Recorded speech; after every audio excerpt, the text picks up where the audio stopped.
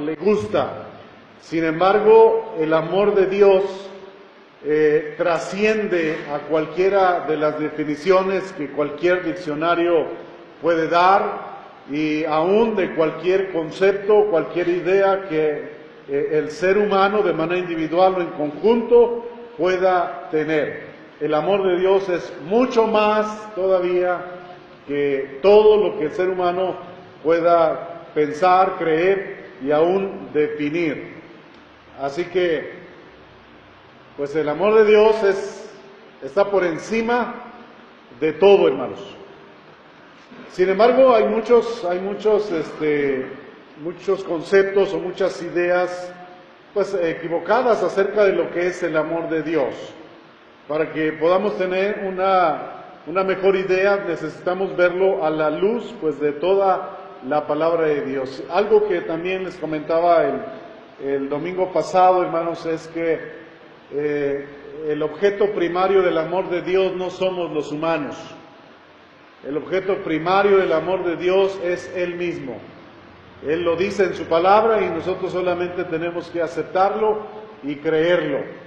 Sin embargo, aun cuando el objeto primario del amor de Dios sea Él mismo, Él ama a la humanidad. Así que esa es una de las cosas que vamos a ver en esta hora. El amor de Dios por la humanidad. De una manera, hermanos, tal vez incomprensible, Dios nos amó y nos ama por el hecho de que Él es amor y se ama a sí mismo. Es difícil entender por qué Dios nos ama. ¿Por qué Dios nos amó? ¿Por qué Dios ama a la humanidad? No es fácil entenderlo. Sin embargo, lo ha hecho y lo ha hecho porque es amor y porque se ama a sí mismo. Ahora, ¿por qué digo que de una manera incomprensible? Porque así como la Biblia dice en Juan 3:16, porque de tal manera amó Dios al mundo, que ha dado a su Hijo unigénito, para que todo aquel que en Él cree no se pierda, mas tenga vida eterna. Allí dice que Dios amó al mundo de tal manera que dio a su Hijo unigénito en sacrificio por la expiación de los pecados de aquellos que habían de venir a Jesucristo en arrepentimiento y fe para salvación y vida eterna. Pero así como dice que Dios amó al mundo de tal manera, así también la Biblia dice, hermanos, que aborrece a todos aquellos que sirven al pecado y que por servir al pecado acumulan ira para el día de la ira de Dios. Romanos 1:18 dice lo siguiente, hermanos. Romanos 1:18. Porque la ira de Dios se revela desde el cielo contra toda impiedad e injusticia de los hombres que detienen con injusticia la verdad. O sea, hay una ira de Dios que está siendo acumulada por los hombres que sirven al pecado. Como dice Romanos 1:18, que la ira de Dios se revela desde el cielo contra toda impiedad, contra toda injusticia, contra todo pecado de los hombres que detienen con injusticia la verdad de Dios. Porque servir al pecado es rechazar a Dios. Servir al pecado es rechazar la verdad de Dios. Y no solamente rechazar, dice este versículo, hermanos, dice que es detener la verdad de Dios. No dejar que la verdad de Dios fluya. Y esto es un gran error, porque los que tales hacen están acumulando ira para el día de la ira de Dios. Ahora, en Romanos capítulo 2, versículo 5, también dice que la persona con un corazón duro e incrédulo acumula ira de Dios para el día en que Dios derrame su ira sobre todos aquellos que no reciban a Cristo a causa de su incredulidad. Romanos 2:5 dice, pero por tu dureza y por tu corazón no arrepentido, atesoras para ti mismo ira para el día de la ira y de la revelación del justo juicio de Dios.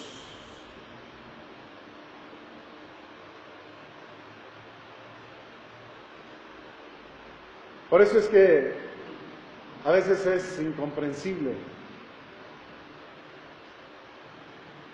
el amor de Dios para con la humanidad. El amor de Dios para con nosotros, hermanos.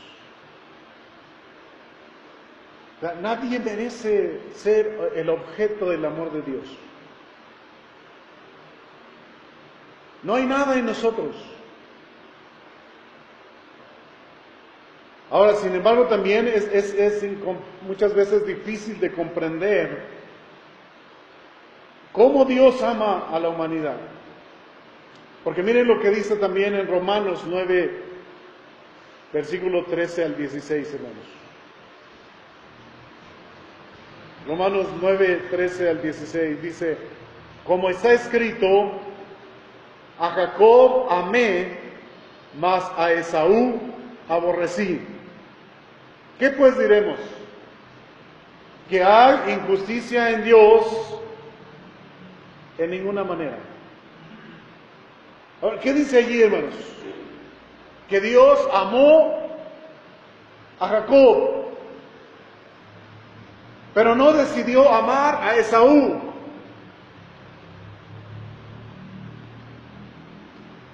Y esta idea o este pensamiento se repite varias veces en la Biblia.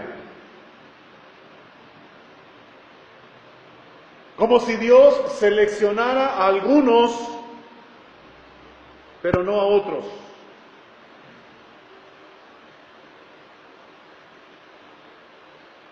Hay dos corrientes de pensamiento respecto a esto, hermanos. Hay quienes dicen que inclusive para la salvación, por un lado se dice que, o una corriente dice que Dios elige quienes van a ser salvos y quienes, bueno, simplemente no elige quienes no van a ser salvos. Solamente elige de entre los hombres quienes van a ser salvos, quienes van a pertenecer a su reino. Y una de las bases para esto es este versículo. A Jacob amé, mas a Esaú aborrecí. Y esta idea, este pensamiento se encuentra repetida muchas veces en la Biblia, hermanos. Y existe la otra corriente en el que dice que no es que Dios haya elegido, sino que el ser humano es el que decide aceptar o rechazar a Cristo Jesús.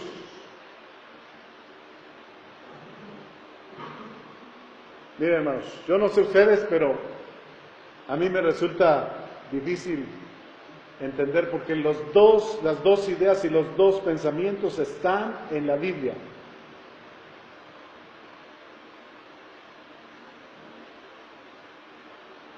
Pero una cosa sé, no soy yo el que va a definirlo. Yo no tengo problemas con ninguna de las dos formas de pensamiento. Si Dios decide quiénes van a ser salvos, bueno, es su decisión. Si Él decide amar a algunos y no a todos, es su decisión. Por eso pregunta aquí el apóstol Pablo, ¿por esto Dios es injusto? No, porque está en su libre decisión, en su soberanía, decidir y hacer lo que Él quiera. Y como Él quiera.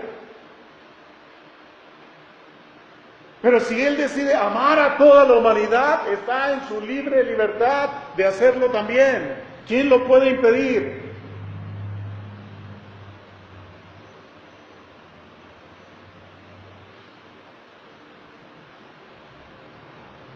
El problema no está en Dios, el problema está en nosotros. Y luego sigue diciendo en el versículo 15, hermanos. Pues a Moisés dice, tendré misericordia del que yo tenga misericordia, y me compadeceré del que yo me compadezca. Así que no depende del que quiere, ni del que corre, sino de Dios que tiene misericordia.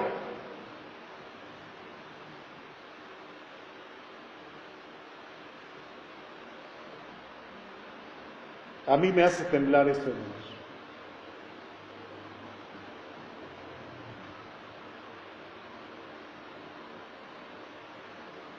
No depende del que quiere, ni del que corre, sino Dios que tiene misericordia.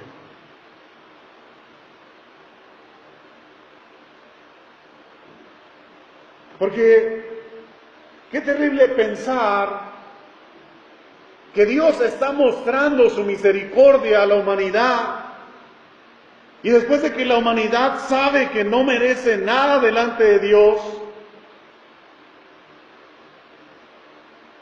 y pensar que no merecemos el amor de Dios, ni la misericordia de Dios, ni nada de lo que Dios puede darnos, sabiendo eso y sabiendo nuestra condición en la que nos encontramos, es terrible que todavía nos resistamos al llamado de Dios.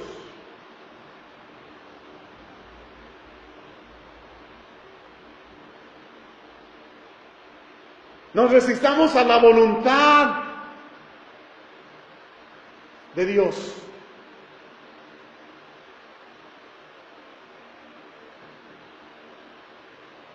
Y todavía algunos se atreven a poner tiempo, todavía no, cuando pasen algunos años más, cuando ya sea grande, cuando termine mi trabajo, cuando deje de hacer esto, cuando logre mis planes, cuando esto y aquello, entonces ahora voy a decidir seguir al Señor. Qué terrible es esto, hermanos.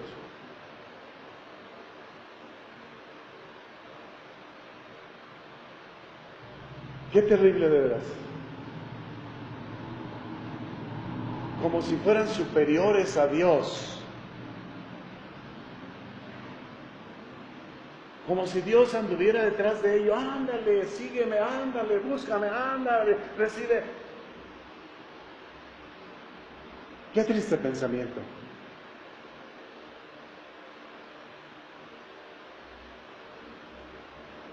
Pero ese es el tipo de Dios que muchos se han creado. Y están pensando que es el Dios verdadero. Terrible engaño, terrible cuando se den cuenta que estaban equivocados. Porque no depende del que quiere, sino de Dios, quien tiene misericordia. Si te dice, ven, ve.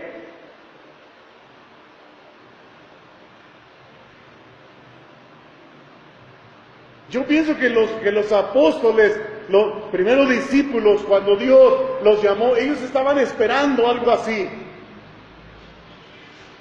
De tal manera que Mateo y los otros apóstoles describen que cuando Jesús les dijo, ven, sígueme, inmediatamente dejaron las redes, dejaron las barcas y le siguieron.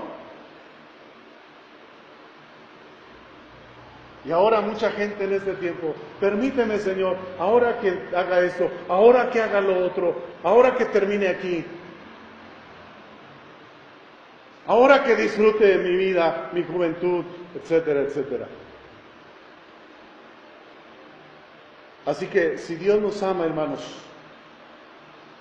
no es porque haya algo en todo nuestro ser que cause que Dios sea atraído hacia nosotros. O sea, no hay nada en nuestro ser que haga que Dios sea atraído hacia nosotros. No hay. Nada, absolutamente nada. Nos ama solo por el hecho de que a Él le place amarnos. Y porque el amor es algo que forma parte de Él. Solo por ese hecho, hermanos. Y eso es lo que encontramos en toda la Biblia. Y por otro lado, hermanos, el amor de Dios trasciende al amor humano. El amor de Dios trasciende por mucho, de una manera inmensa, al amor humano. Y otra vez, hermanos, no podemos seguir hablando del amor de Dios sin volver a referirnos al amor que Dios se tiene a sí mismo. Todo el amor que Dios nos mostró a nosotros en una manifestación, es una manifestación del gran amor que se tiene a sí mismo. Otra vez, todo el amor que Dios nos mostró y nos muestra a nosotros es una manifestación del gran amor que se tiene a sí mismo. No somos nosotros el objeto primario de su amor. Sin embargo, porque Él se ama a sí mismo, nosotros hemos sido hechos partícipes de ese gran amor de Dios, hermanos. Otra vez, miren qué es lo que Dios dice acerca de la restauración de Israel en Ezequiel capítulo 36, versículo 22. Y aquí entramos nosotros también, hermanos. Aunque va dirigido directamente a la casa de Israel, pero aquí entramos nosotros también, porque esta es una profecía acerca de la restauración futura de Israel que nosotros sabemos ya ha comenzado en Cristo Jesús. Ezequiel 36, 22 dice: por tanto, di a la casa de Israel, así ha dicho Jehová el Señor. Noten, hermanos. Noten lo que dice otra vez. Di a la casa de Israel, así ha dicho, ¿quién? Jehová el Señor. No lo hago por ustedes, oh casa de Israel, sino por causa de mi santo nombre, el cual profanaron ustedes entre las naciones a donde han llegado. Y santificaré mi grande nombre, profanado entre las naciones, el cual profanaron ustedes en medio de ellas, y sabrán las naciones que yo soy Jehová, dice Jehová el Señor, cuando sea santificado en ustedes delante de sus ojos. ¿No encuentran algo maravilloso en esto, hermanos?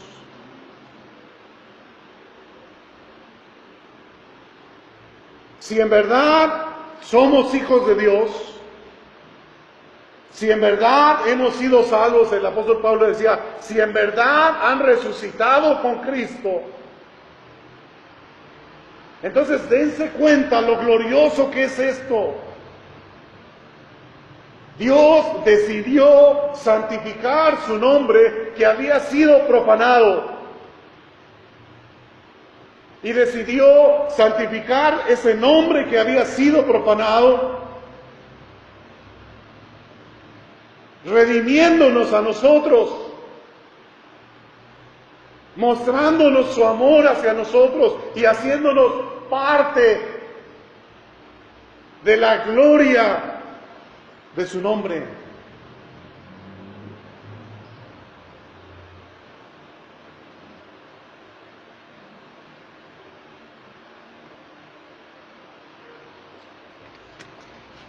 Hay personajes importantes entre los seres humanos y hay personas que quisieran estar cerca de estos personajes importantes, que quisieran ser amigos de estos personajes importantes, o que quisieran poder servir a estos personajes importantes, o estar en la nómina de estos personajes importantes, para poder gloriarse, o para poder sentirse algo importantes en este mundo tan complicado.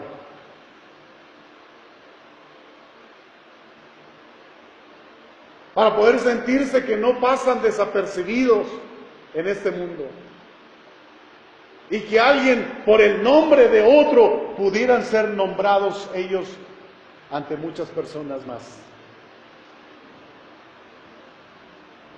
Nosotros tenemos una gloria mayor que esto, hermanos. Los que somos hijos de Dios tenemos una gloria mayor, pero no debemos gloriarnos en esto, sino debemos gloriar a Dios por hacernos partícipe de formar parte de su gloria y de poder ser partes de la obra de la santificación de su santo nombre.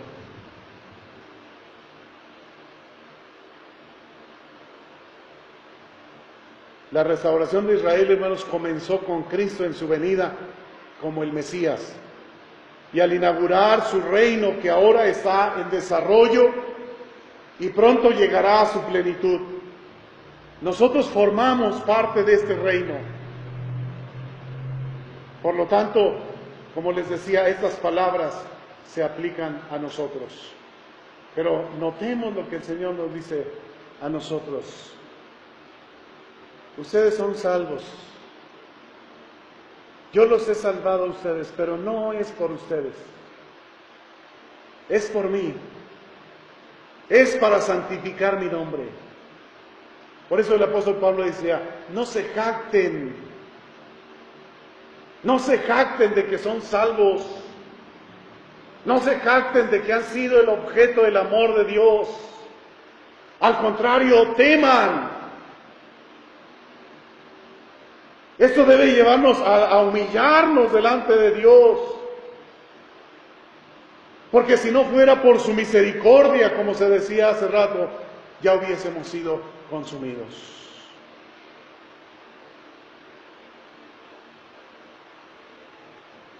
Miren lo que dice en el versículo 32 de Ezequiel 36, hermanos. Ustedes pueden leer de manera más detenida todo el capítulo 36 de Ezequiel. Pero ahora en el versículo 32 dice, no lo hago por ustedes. Miren cómo Dios le dice a Israel, hermanos. No lo hago por ustedes. ¿Y saben a quién se estaba refiriendo, hermanos? No a todo el pueblo de Israel. Se estaba refiriendo al remanente del pueblo de Israel. A ese grupo pequeño que Dios salvó en el pasado. Pero no antes de Cristo, sino en el tiempo de Cristo y poco tiempo después de Cristo, y los que sigue salvando en este tiempo y los que seguirá salvando en el tiempo futuro. A ese remanente del pueblo de Israel se está refiriendo, pero les dice, no lo hago por ustedes, no lo hago por ustedes, dice Jehová el Señor. Sépanlo bien, o sea, ténganlo bien presente, no lo hago por ustedes. Ya lo dijo antes, lo hago por mí mismo, lo hago para santificar mi nombre. Cuando escuchamos estas palabras, hermanos, cuando estaba yo leyendo esto y meditando en esto, dije con razón, cuando Jesús hablaba a los que le escuchaban, llegó el momento en que la gente dijo, uno de sus discípulos, pero dijo, dura es esta palabra, dura es esta palabra. Dice que muchos comenzaron a retirarse, dejaron de seguir a Jesús, dejaron de escuchar a Jesús.